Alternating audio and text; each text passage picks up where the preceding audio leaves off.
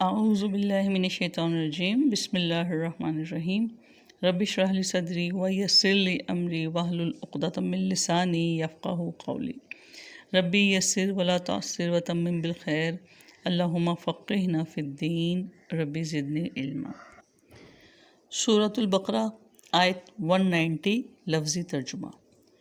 وقاتلوا اور تم لڑو، فی سبیل اللہ اللہ تعالیٰ کی راہ میں، الذین ان سے جو یقاتلونکم لڑتے ہیں تم سے، ولا تعتدوا اور نہ تم زیادتی کرو، ان اللہ یقیناً اللہ تعالیٰ لا یحب نہیں محبت کرتا المعتدین زیادتی کرنے والوں سے۔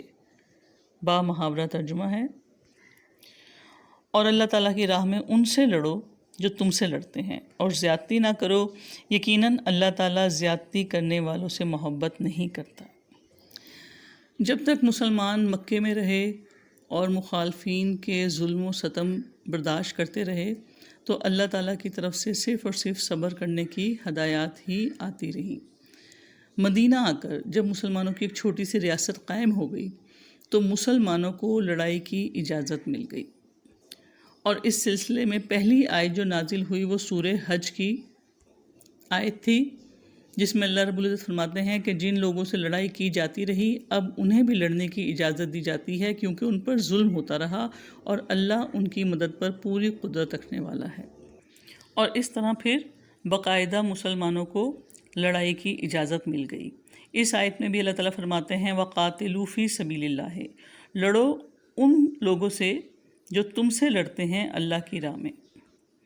اللہ تعالیٰ کی راہ سے مراد اخلاص کے ساتھ لڑو، اللہ تعالیٰ کے کلمے کی بلندی کے سوا تمہارا کوئی اور مقصد نہ ہو۔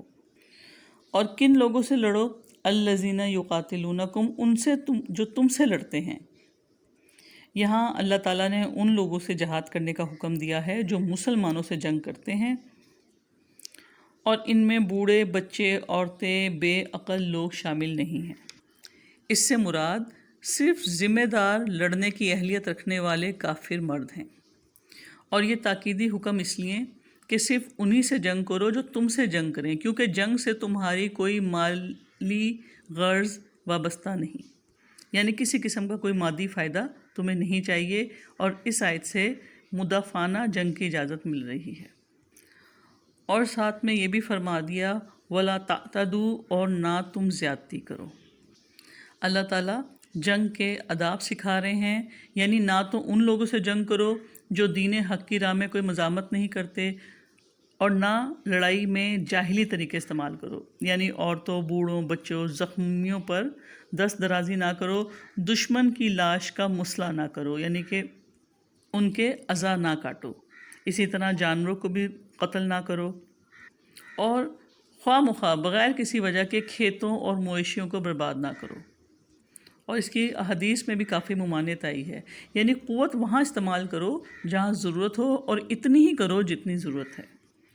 ان اللہ لا یحب المعتدین، یقیناً اللہ تعالیٰ زیادتی کرنے والوں سے محبت نہیں کرتا۔ دنیا میں جن معروف مقاصد کے لیے جنگیں لڑی جاتی ہیں وہ ہے خاندانی عزت کے لیے، زمین پر اپنی برتری قائم کرنے کے لیے، دولت کے حصول کے لیے، یا پھر منڈیوں اور خام اشیاء پہ قبضے کے لیے، ایک طبقے پر دوسرے طبقے کی حکمرانی کے لیے۔ اس کے برعکس اسلام میں جو جہاد کے مقاصد ہیں وہ بہت بہت بلند ہیں۔ سب سے پہلی بات تو یہ کہ اللہ کا کلمہ بلند کرنا۔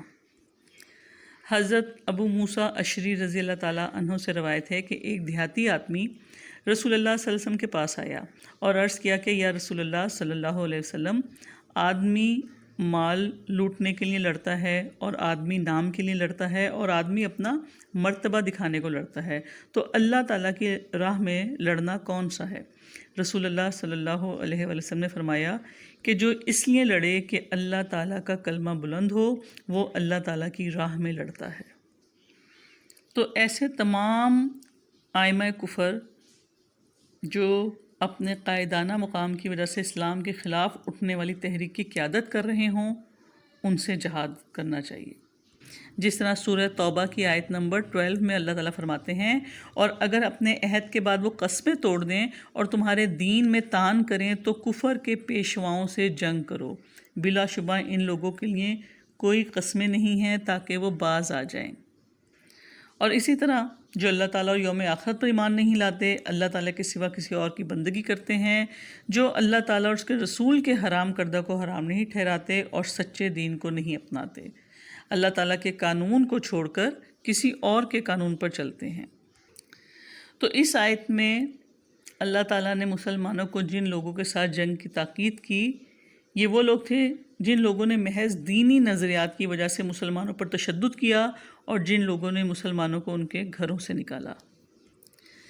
آیت 191 لفظی ترجمہ، وَاقْتُلُوهُمْ اور تم قتل کرو ان کو، حیث جہاں بھی، ثقفتموہم تم پاؤ ان کو، وَأَخْرِجُوهُمْ اور تم نکال دو ان کو، من حیث جہاں سے اخرجوکم انہوں نے نکالا ہے تمہیں، والفتنۃ اور فتنہ، اشد زیادہ سخت ہے، من القتل قتل سے، ولا اور نہ، تقاتلوہم تم لڑو ان سے، اندہ پاس، المسجد الحرامی مسجد حرام کے، حتیٰ یہاں تک کہ یقاتلوکم وہ لڑیں تم سے، فی اس میں، فإن پھر اگر، قاتلوکم وہ لڑیں تم سے، فاقتلوہم تو تم قتل کرو انہیں، کذالک ایسے ہی، جزاؤ سزا ہے، الکافرین کافروں کی، با محاورہ ترجمہ،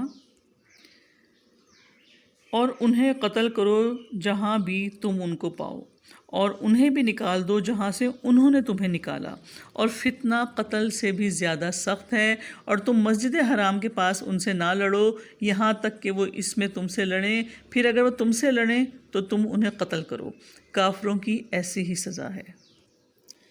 اس آیت میں اللہ تعالیٰ نے قتال کا حکم دیا کہ ہر وقت ہر دور میں جہاں وہ پائے جائیں ان کے خلاف مدافعانہ اور جارحانہ جنگ جاری رہے۔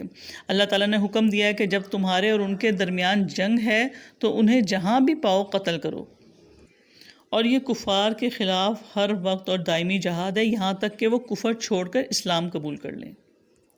پھر فرمایا وَأَخْرِجُوهُم مِّنْ حَيْثُ أَخْرَجُوكُمْ اور انہیں بھی نکال دو جہاں سے انہوں نے تمہیں نکالا۔ مہاجرین مکہ مکرمہ سے نکال لے گئے تھے، وہاں پر محمد صلی اللہ علیہ وسلم اور آپ کے ساتھی اہل ایمان پر زندگی کا دائرہ بہت تنگ کر دیا گیا تھا، تبھی تو آپ صلی اللہ علیہ وسلم نے ہجرت کی۔ اب حکم دیا جا رہا ہے کہ نکالو انہیں وہاں سے جہاں سے انہوں نے تمہیں نکالا، یعنی مکہ سے، اور یقیناً اللہ تعالیٰ کا حکم بہت عادلانہ ہے۔ پھر فرمایا والفتنۃ اشد من القتل اور فتنہ قتل سے بھی زیادہ سخت ہے۔ اسلام نے فتنے یعنی شرک کو قتل سے زیادہ برا قرار دیا۔ فتنے سے مراد کفر اور شرک۔ اللہ تعالیٰ کے دین سے روکنے کا فساد قتل کے فساد سے زیادہ بڑا ہے۔ تو کفار اور مشرکین کو قتل کرتے ہوئے کہیں دل میں یہ خیال نہ آئے کہ قتل اور خون ریزی بہت بری بات ہے۔ یاد رکھو فتنہ اس سے بھی زیادہ بری بات ہے، یعنی انسان کو اللہ کی بندگی سے روکنا، اسے غلط کاموں پر مجبور کرنا کہ وہ حرام خوری پر مجبور ہو جائے، یہ سارے حالات فتنہ ہیں۔ پھر فرمایا وَلَا تُقَاتِلُوهُمْ عِنْدَ الْمَسْجِدِ الْحَرَامِ اور تم مسجد حرام کے پاس ان سے نہ لڑو، حَتَّى يُقَاتِلُوكُمْ فِيهِ یہاں تک کہ وہ اس میں تم سے لڑیں، فَإِنْ قَتَلُوكُمْ فَاقْتُلُوهُمْ پھر اگر وہ تم سے لڑیں تو تم انہیں قتل کرو، اور کافروں کی ایسی ہی سزا ہے۔ دیکھیں مسجد حرام کو اللہ تعالیٰ نے دارالامان قرار دیا، اسے عوام الناس کے لیے مرکز قرار دیا گیا تھا، چونکہ جنگ کی صورت میں مرکز متاثر ہونے کا خدشہ، اس لیے اس کے قریب جنگ کرنے سے روکا گیا کہ اس کی حرمت پامال نہ ہو۔ اس لیے اللہ تعالیٰ نے واضح فرما دیا کہ حرم میں جنگ نہ کریں جب تک مشرک تم سے جنگ نہ کریں، پھر اگر وہ تم سے جنگ کریں تو پھر آپ بھی انہیں ماریں، کیونکہ کافروں کا یہی بدلہ ہے۔ یعنی حرم میں آپ مدافعت کر سکتے ہیں، یہی اصل جنگ کا جواز ہے، یعنی مسلمان پہل نہیں کریں گے، لیکن اگر ان کے اوپر جنگ مسلط ہوگی حرم میں تو وہ اپنا دفاع ضرور کریں گے۔ آیت 192 لفظی ترجمہ، فَإِنِ انْتَهُوا پھر اگر وہ باز آ جائیں فَإِنَّ اللَّهَ تو یقیناً اللہ تعالیٰ غفور بے حد بخشنے والا ہے، رحیم نہایت رحم والا ہے۔ بامحاورہ ترجمہ، پھر اگر وہ باز آ جائیں تو یقیناً اللہ تعالیٰ بے حد بخشنے والا نہایت رحم والا ہے۔ یہاں باز آ جانے سے مراد جنگ بندی ہے، مگر اس صورت میں جب وہ مسلمانوں پر تشدد سے باز آ جائیں، جنگ سے باز آ جائیں، شرک اور کفر سے باز آ جائیں۔ فَإِنَّ اللَّهَ غَفُورٌ رَحِيمٌ تو یقیناً اللہ تعالیٰ بے حد بخشنے والا نہایت رحم والا ہے۔ کفار اور مشرک کس طرح اللہ تعالیٰ کی رحمت اور مغفرت کے مستحق ہو سکتے ہیں؟ نمبر 1 شرک اور کفر چھوڑ کر، نمبر 2 ظلم چھوڑ کر۔ اور کفار کے لیے اللہ تعالیٰ کی رحمت اور مغفرت کیا ہے؟ سابقہ گناہوں کی معافی، تشدد اور ظلم کے قصاص کی معافی، دیت کی معافی۔ تو اللہ تعالیٰ کی صفت رحیم سے مراد یہ ہے کہ وہ ان کے ایمان اور توبہ کو قبول کر کے ان پر رحمت فرماتا ہے، اور اللہ تعالیٰ کی صفت غفور سے یہ مراد ہے کہ وہ ان کے شرک اور جرم کو معاف کر کے ان کی مغفرت فرماتا ہے۔ تو اللہ تعالیٰ نے جنگ بندی کی صورت میں مغفرت اور رحمت کا وعدہ کیا۔ اس سے یہ معلوم ہوتا ہے کہ وہ انسانوں کو سلامتی اور رحمت کی طرف بلاتا ہے، جیسا کہ سورہ یونس کی آیت نمبر 25 میں اللہ تعالیٰ فرماتے ہیں وَاللَّهُ يَدْعُو إِلَى دَارِ السَّلَامِ اور اللہ تعالیٰ سلامتی کے گھر کی طرف دعوت دیتا ہے۔ سبحانک اللہم بحمدک نشہد ان لا الہ الا انت نستغفرک ونتوب الیک۔ السلام علیکم ورحمۃ اللہ وبرکاتہ۔